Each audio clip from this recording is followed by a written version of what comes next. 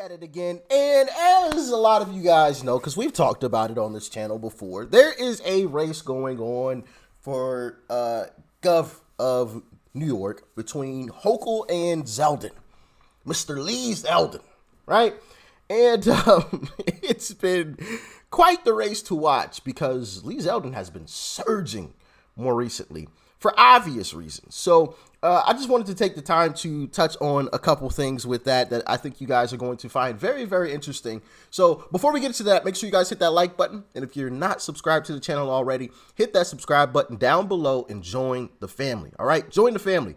And make sure you guys are following me on social media. All of those links are down below in the description box. Instagram, Twitter, Truth Social, Discord server. All of that good stuff is down below. And with all that being said, let's dive in.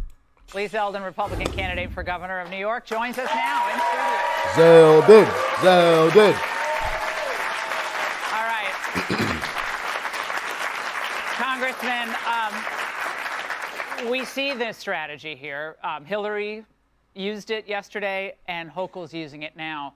That crime and the threat of crime is a tactic being used by you and others. It's an exaggeration. It's a perception problem more than a reality problem. Okay, so here's the best part of that clip you just showed is that she's saying that right next to them showing all the different major crime categories that are way up year over year. So she says it's data denial to be saying that we have a crime issue. She says it's a conspiracy.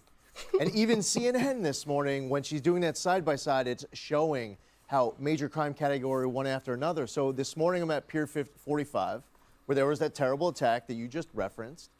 And in New York City, rape is up 15% year over year.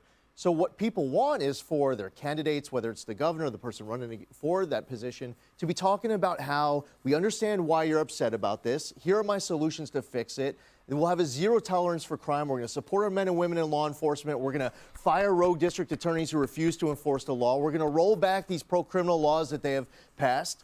But you're not getting that leadership. Instead, they just want the deflection, the distraction to talk about something else. They want us focused on these issues like crime and the economy. They don't want to see us trying to come up with some excuse for why there's no responsibility to deal with any of this. If you don't want to deal with it, then don't run for the position. Now, we have a question from Gabriel Artiega, an NYU student. Gabriel. Good evening, Congressman Zeldin.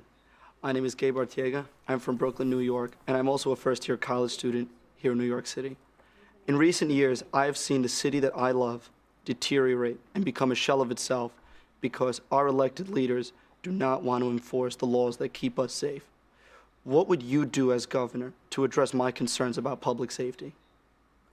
The first thing that I would do the first day that I'm in office is tell the Manhattan District Attorney Alvin Bragg that he's being removed for his refusal to enforce the law.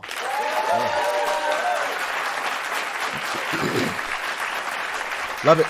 Love it.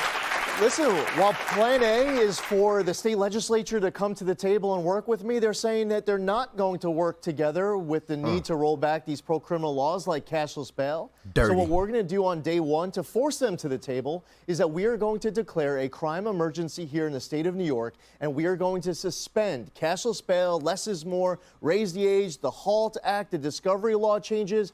We have to force them to come to the table.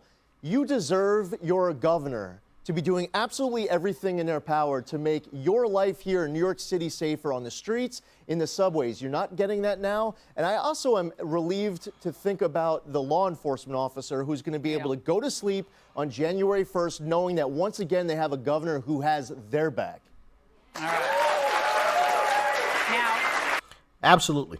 Absolutely. We'll end that clip there. So, yeah, I definitely agree.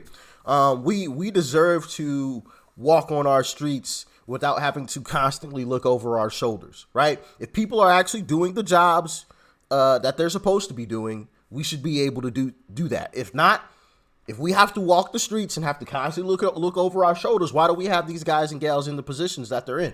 We should just fire them and save the taxpayer dollars, right? What are they doing? But let's jump into this second clip here. Let's jump into it. Let's check it out. This foolishness. When I think about Kathy, I think about someone who actually legitimately cares about the people of this state. They don't care about keeping you safe. They want to keep you scared. The governor herself said it. Oh no, I'm sorry. I gotta stop it. I gotta stop it. All of my New Yorkers, y'all know that is bogus. Have y'all noticed Hillary has just been saying the wildest stuff more recently? The absolute, like, just the craziest things more recently. Well, I mean, she's always kind of said some crazy things, but I feel like she's, like, out in the spotlight now and trying to just dig up the wildest of the wildest statements. Oh, they don't care about crime. They care about scaring you. What? Goodness gracious. Now, let's hear what Kamala got to say. They don't care about keeping you safe. They want to keep you scared. The governor Yeah, okay. herself said it. Everything is on the line. She has shown you what she cares about. She has shown you how hard she will work for the people of New York. Yeah, she's showing you what she cares about, and that's not reducing crime, and how hard she'll work is not very hard at all. Vice President Kamala Harris and Hillary Clinton hitting the trail for New York Governor Kathy Hochul as she scrambles to boost Democratic turnout in her tight race now against Lee Zeldin. Let's turn to our town hall for a reaction. Glad to have you guys with us again this morning. I started out early this morning asking if everyone would give me a show of hands. I'd love to go back to that moment. If you have been in the past someone you would self-describe as a Democrat, would you raise your hand? All right. And now of you, which by the way is the majority of our panel, if you have or intend to vote Republican in this midterm, I feel like that's part of the cycle of life almost. When you're like a little kid, like you're definitely a Republican. I mean, there's obviously outliers and things, but when you're super young, you're a Democrat. But as you get older, you see how the world actually works, and you realize, silly rabbit, I'm a Republican. election, would you raise your hand? If you have or intend to vote Republican in this midterm election, would you raise your hand? All right, so, wow. So several Democratic voters who have chosen to vote Republican. Let's actually start with the outlier. Josh, Democrat, still voting Democrat. Absolutely. Why? Again, the notion that the 2020 election was stolen from Donald Trump and the fact that the Republicans in the House and the Senate, or a decent majority of them, continue to double down on that and run their campaigns on that, is complete dishonesty to the American people. And I heard, in fact, the panel, I'm sorry to interrupt, you guys were all debating this during the commercial break. We should tell the audience, you were all having this debate during the commercial. I want to move to more people, but quickly, Josh, I have to, out of my own curiosity, how do you distinguish that from Democrats denying election turnout or results in the past, whether or not that be Stacey Abrams in Georgia, or in fact Hillary Clinton, who I don't think has ever conceded 2016? Sure. So Donald Trump was the president of the United States. And it's bestowed upon him to do what's best in the interest of the nation. And he took this to 65 courtrooms nationwide where it was thrown out, went to the Supreme Court, that's heavily weighted conservative, they threw it out.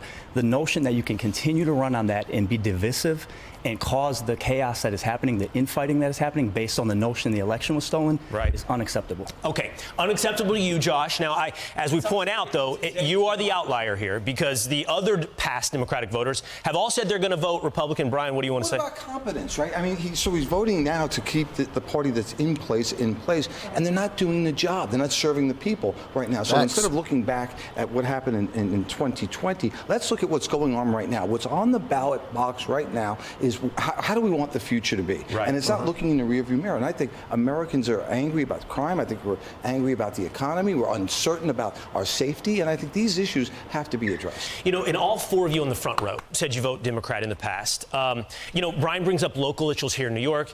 I know you've said everything in the end is local for you. Everything is local. And as Brian said, you know, I can't look back. I mean, and we need to look forward. We need to address the present crime, the education, the COVID mandates that have gone on too long, and inflation. These are the things that I care about. These are the things that my neighbors care about. These are the things my community cares about. And we need to elect the best person going forward. I just can't look back anymore. And I know sitting right behind Facts. You, Madeline, you shared your story earlier. 41 years voting Democrat until crime affected you personally. Absolutely. And how did that happen? Yes, my son, Sergeant Hassan Correa, was murdered in Harlem in 2018. Hassan wasn't shot to death, he was stabbed to death. And I found myself involved in a criminal justice system trying to get justice and closure for, you know, the murder of my son. And I found myself at war with the Manhattan District Attorney's Office, okay, and found that the killers had more rights than the victims. Right. And not just me, but hundreds and thousands of other mothers and families. Not theoretical for you, something you personally Something that experienced. is very, very real. It's not my perception, it's a real thing. Kiam, I want to go to you. Also a past Democratic voter. Wow. Got chills down my spine listening to that. It's crazy. Crazy. You know, they always rag on Second Amendment. There was no great equalizer used in that. Man. Condolences to that mother there. Man, I can only imagine, you know. Wow. Planning to or already have voted Republican in this election. Why? Planning to just basically the scare tactics is ridiculous with the Democrats. Also, like, I agree with them, inflation, like when it comes to food, just buying simple things, it's just ridiculous. Gas prices, it's ridiculous what we're going through at the moment. So yeah, we'll end that there. It is good to see that people are opening their eyes to the BS. And it's why Zeldin has basically pulled even with Hochul. And, you know, I think for a while he was pretty far behind because obviously it's New York. I mean, come on. I didn't expect the Republican to win in New York. So the fact that it's even close and it's a toss-up right now is just astonishing to me, especially since we have people like Hillary who are out here fear-mongering. And you heard the gentleman there at the end touch on that. And I'm so happy to hear people that are recognizing what it is that they are trying to do. They're trying to fear-monger people into just continuing to go along with the program. You guys heard what Hillary said there at the beginning. Total BS. Anybody with even half of a brain can recognize that. Total BS. Right? I mean, it's astonishing that she can even sit up there and say that. It's just like, whoa. Like, really? This is just absolutely insane. So, New Yorkers, y'all know what to do. Y'all know what to do. Man, I just don't see how Hochul could stand up there and say some of the things that she said recently. You know, like, I don't understand why you care so much about crime. Like, just the audacity of some of these folks in the position. I mean, just like, I don't understand why you care so much. These folks are so out of touch. It's amazing, right? When you have people, these folks like, you know, the Tiffany Crosses, the Sonny Hostins, the Whoopi Goldbergs, the Joy Behars, all of these rich folks, once again, and I've touched on this before, that don't have to deal with Oprah Winfrey now, who's apparently endorsing Fetterman. Yeah. They don't have to deal with the crime that these people are complaining about. They live off in the hills behind the gate with security. The regular Joe Schmo like you and me, we can't afford that. We can't afford 24-hour security. We can't afford to live in a gated community. They can, though. So they can just push out these folks that just, oh, yeah, we'll just let the criminals back out. They can afford to keep pushing these people out there, keep endorsing these folks, because they don't have to deal with it. And I don't understand how they're not getting it through their brains. You are out of touch. We don't deal with the same issues. Or maybe they do and they just don't care. What do y'all think? Let me know in the comment section below. Thank you guys for tuning in. As always, let me know what you guys thought about all of this. Like, share, comment. Hit that subscribe button if you're new.